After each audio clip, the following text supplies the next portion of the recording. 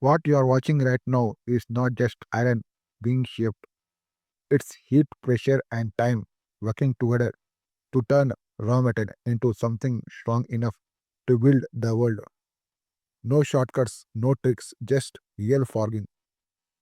Stay till the end because this process looks simple, but every second matters. Even forging begins long before the hammer falls. It starts with raw iron, solid, stiff, and unforgiving. Cold iron doesn't bend, it resists. So the first step is heat. The metal is placed into a furnace where temperature climbs high enough to change its behavior. As heat rises, the iron slowly transforms. It glows dull red, then bright orange, then almost yellow. This color is not just visual, it's information. Experienced eyes can tell exactly when the metal is ready. Too cold and it will crack. Too hot and it weakens. This moment, this exact temperature is where fogging truly, truly begins. The iron is removed from the furnace and moved quickly to the anvil or press. Time is limited now. Heat escapes fast, and every second counts. The first strike doesn't shape the iron, it wakes it up. With each hit or press, the iron begins to respond. Green inside the metal starts to move, aligning itself under pressure. This is the secret of forging. Unlike cutting and casting, forging doesn't remove strength, it builds it. Each blow compresses the metal, closing internal gaps, eliminating weaknesses. That's why fog iron is stronger than iron shaped any other way. The rhythm matters. Strike, lift, adjust, strike again. Fogging is not about speed, it's about control. Every hit has a purpose. Some blows lengthen the metal, others thicken it. Some refine edges, some correct mistakes. Yes, mistakes. Fogging is not perfect. Sometimes the iron bends too much, sometimes it twists. That's normal. A skilled fogger, doesn't fight mistakes. They correct them. Reheat, reposition, reshape. This cycle repeats until the form appears. What starts as a plain bar slowly becomes a recognizable shape, a tool, a part, a component meant to work. At this stage, the iron is still alive. It's hot, flexible, responsive. This is where precision takes place. Edges are straightened, surfaces are smoothened, dimensions are checked by eye and experience. No computers, no measurement on a screen, just segment built over years. As fogging continues, the iron pulls past us. It goes shades from bright orange to dark red.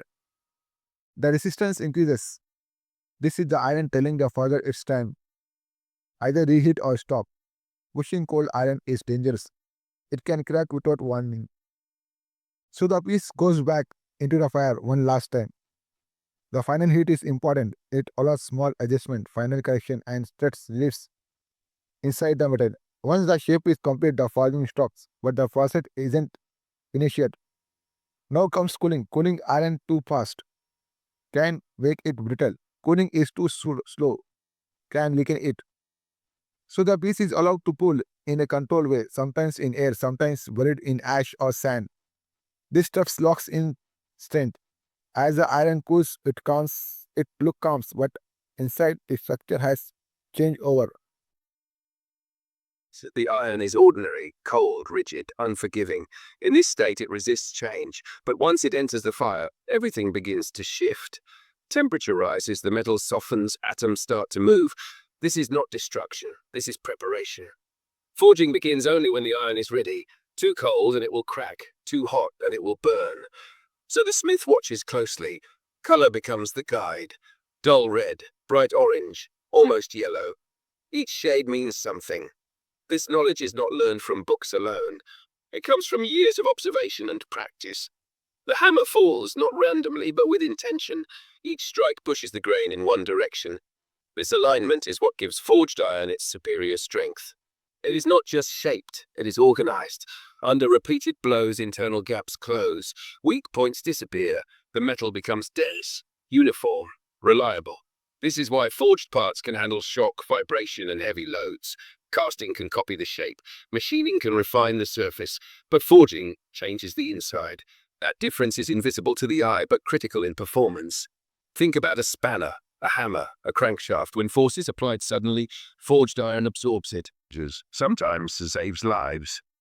Forging is not about speed, it is about timing. Heat, strike, rotate, repeat. Again and again the process continues. Mistakes cannot be hidden. Every error shows immediately. That is why forging demands focus. No shortcuts, no distractions, only attention and respect for the material. Even today, with hydraulic presses and automated hammers, the principle remains the same. Machines provide power, but understanding still comes from humans. Engineers calculate force, operators read the metal. Together they produce components that last for decades. Many forged parts work silently, hidden inside machines. They do not look impressive, they are not polished, but they carry load every single day. Bridges rely on them, tractors depend on them, factories move because of them. And when these parts fail, everything stops. That is why forging is trusted where failure is not an option. Expanded. But the core idea, controlled force applied with knowledge, remains untouched. Forging reminds us that strength is built, not borrowed. It takes time. It takes effort. It takes respect for natural limits. And maybe that is why watching forging feels calming, because it shows us a truth we often forget. Strong things are not rushed, is higher, durability is improved. This is forged iron. After cooling, the surface is cleaned, scale and residue are removed, edges may be ground, holes are drilled, final touches are added. But the hard work, the real transformation, has already happened under heat and pressure. This is why forged iron lasts. It does not fail suddenly, it does not crack easily, it bends before it breaks. That is why forging is still used today, even with modern machines. From construction tools to automotive parts to agricultural equipment to heavy machinery, forging is everywhere. Most people never see it. They see the final product, not the fire behind it. But everything strong starts like this: hot, rough, unfinished. Forging teaches patience. You cannot rush heat. You cannot force shape. The iron decides the pace. That is why watching forging feels different. It is slow, focused, honest. No distractions, no noise beyond metal and fire. Just work. In a world obsessed with speed, forging reminds us strength takes time. If you have watched this far, you understand. This is not just metal work. It is a process that respects physics, rewards skill, and produces results that last. Here's the same script, lightly tuned to sound natural in an Indian English accent while recording. Meaning is unchanged, only flow and emphasis are adjusted. Grain is tighter, strength is higher, durability is improved. This is forged iron. After cooling, the surface is cleaned, scale and residue are removed, edges may be ground, holes are drilled, final touches are added. But the hard work, the real transformation, has already happened under heat and pressure. This is why forged iron lasts. It does not fail suddenly, it does not crack easily, it bends before it breaks. That is why forging is still used today, even with modern machines. From construction tools to automotive parts to agricultural equipment to heavy machinery, forging is everywhere. Most people never see it. They see the final product, not the fire behind it. But everything strong starts like this: hot, rough, unfinished. Forging teaches patience. You cannot rush heat.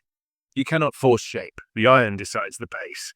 That is why watching forging feels different. It is slow, focused, honest.